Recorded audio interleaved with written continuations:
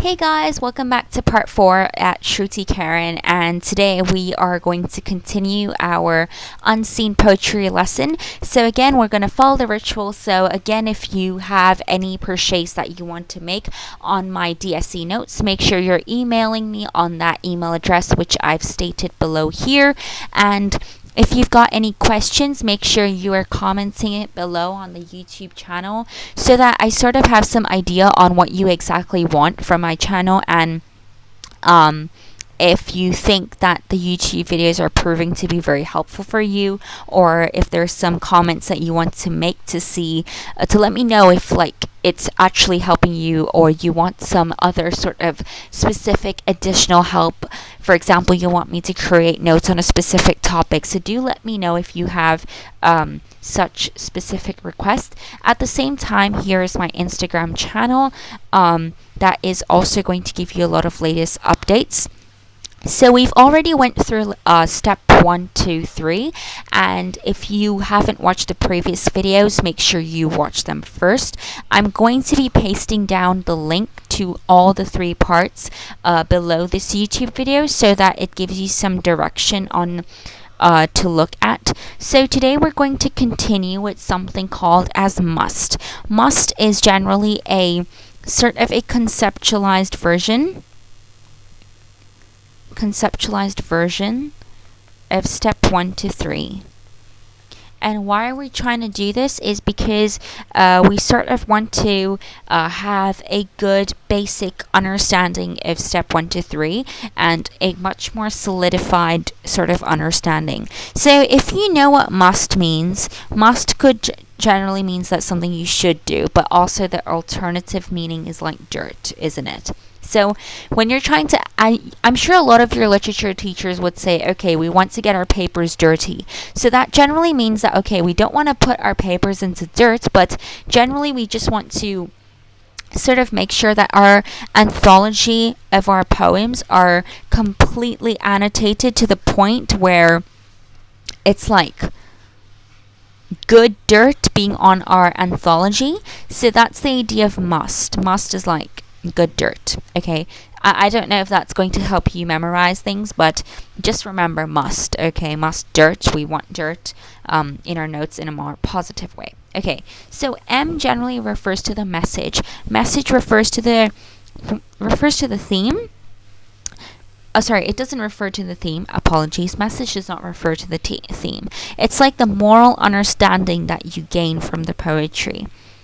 Whereas the theme is like the big idea, right? For example, let's say if the message of the poem is like, okay, of how we should not be killing animals for the needs of human beings. The theme of that would be human dominance and animal subordination, and also could be like the culture of animal killing, you know? And then U refers to understanding the author or the writer. So this is something that, of course, for unseen poetry you cannot do it beforehand. But if like you sort of understand, like let's say by chance you see an unseen poetry and then you know the poet, that will be very helpful. But then, as I've said, this is something that is not necessary. It's not necessary because most of the time it will be writers that you don't know. But of course, if you know the writer, that is a very good plus point. And then S refers to the speaker. Now, the speaker is not the character, so I really do advise you to look at my videos in part 1 and part 2, where we sort of dissect the differences between a character and a speaker. Style of the writing. So you need to understand the style of the writing for your unseen poetry. Try to understand how does the style sort of contribute to the overall form, structure, and the tone of the poem. T refers to tone. T also refers to theme, and T also refers to techniques. Techniques refers to the poetic techniques. You can think of simile, you can think of a metaphor. So these are like more simple based. If you're looking for more advanced ones, now the simple one would include repetition. Now advanced ones would be like, okay, anaphora, that's a type of repetition. Or you can say diacope.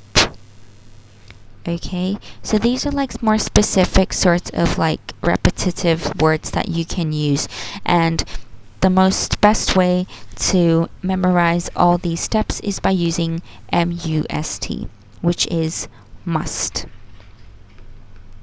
And I really do hope that this will help. So this is must.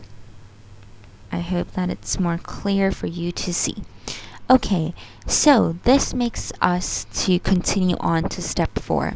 So step 4 is generally, now it's the time to answer. So it's like putting our thoughts into paper now. So after all the steps that we did in step 1 to 3, it's time to sort of execute the idea into paper, where we have a general idea of sort of writing it on the piece of paper.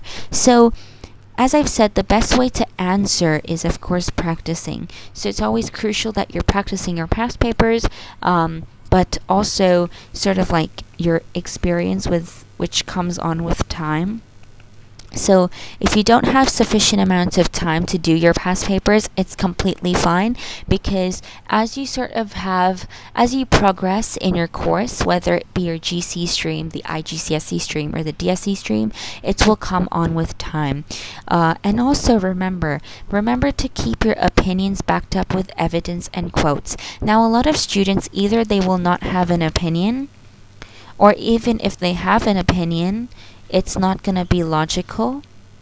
And some people, they will have an opinion, but maybe they don't have sufficient amounts of evidence or quotes to support, or maybe they don't have a link to support it back to the question. So these are like some of the mistakes that people would usually do. So make sure that you have your opinions backed up with quotes and sufficient amounts of evidence. So step 4.1 is to identify the patterns. Identify the patterns in the means of images, word classes, theme, tone, and style. Now, word classes refers to the very basic things that you learn when you first start learning a language, which is verbs, nouns, adjectives, adverbs, basically those things. So if you're a native speaker, sometimes you may not know the differences between verb, nouns, adjectives, and adverbs, which is completely fine.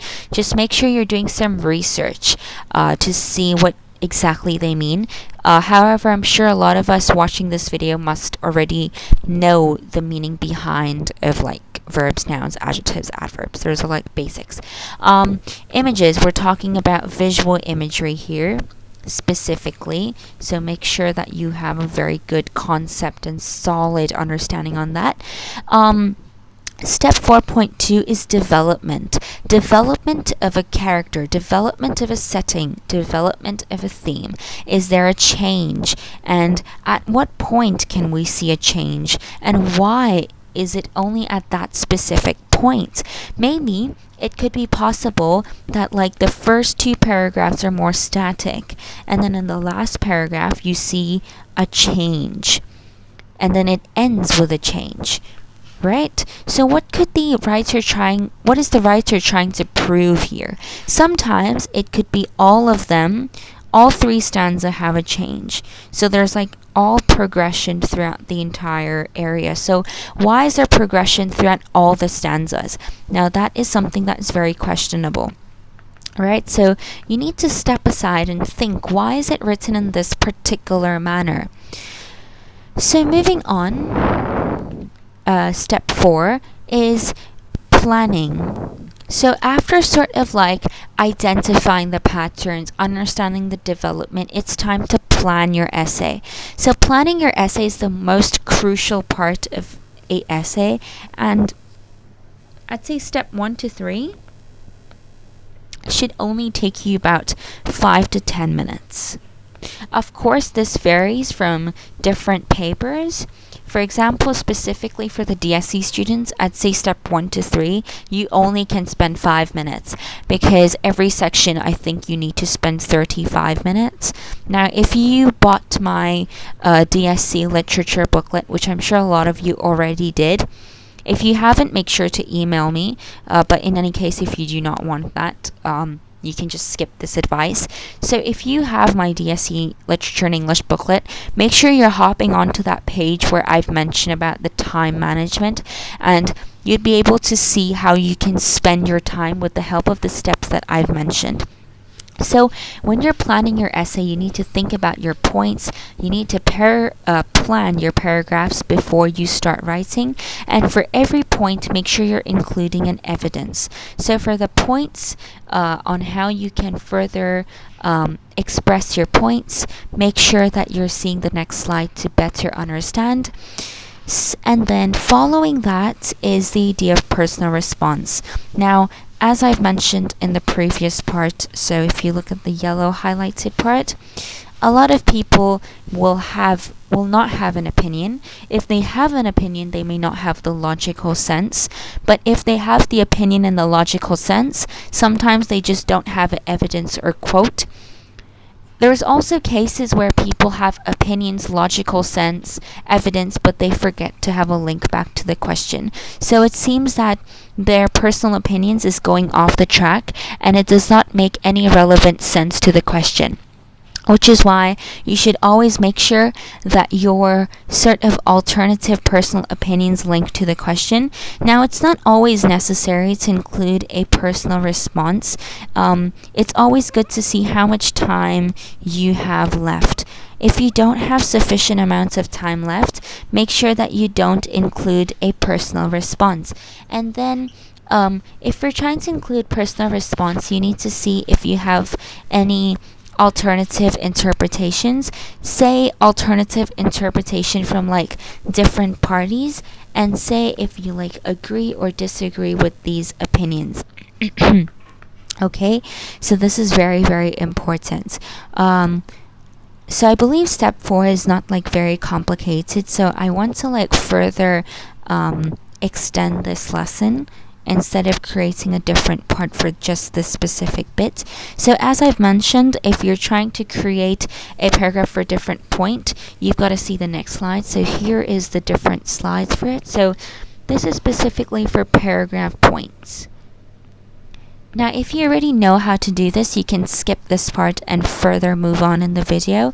But if you think you're quite weak on this part, then make sure you're watching this to somehow further assimilate your ideas. So for each paragraph, make sure you're discussing the effect on the reader, which is the audience.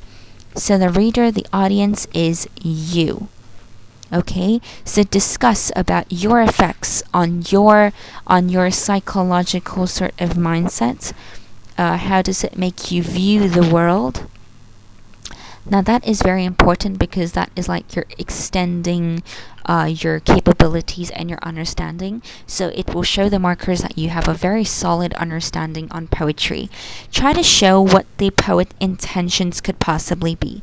Again, try to back it up with quotes. If you're not backing it up with quotes, then it's a big no-no because you don't have any logical sense. So think about how the words can affect the reader's thoughts, emotions, and feelings, and see how is the feelings really interconnected with the poet's intention, which is why I've conceptualized it here into the bold words, which is the effect on the reader and the poet's intention. Okay, and then for every paragraph, make sure you're trying to analyze a quote which is linked to your point. Okay, so identify a technique, analyze the effect of it as well. So within the same quotation, add another layer of analysis by zooming in one specific word or zooming out on a stanza.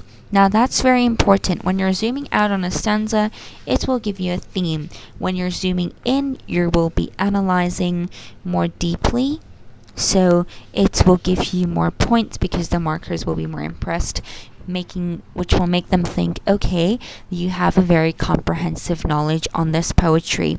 Also try to show how a quote can reinforce a specific meaning, okay, or like the message of the poem in general. So I really hope this lesson has really helped you. Again, if you haven't watched steps 1 to 3, make sure that you're watching those first. I will be putting the link to those videos below this YouTube video in the description section below. This will be my email address, which I think I've mentioned it several times. It's also on the description link below.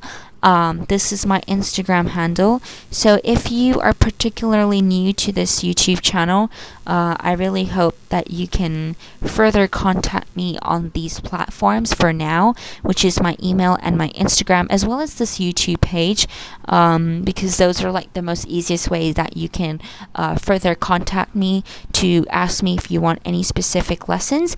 Make sure you're subscribing and clicking in the bell icon, because like in these few months, I will be creating a lot of videos related to literature subject.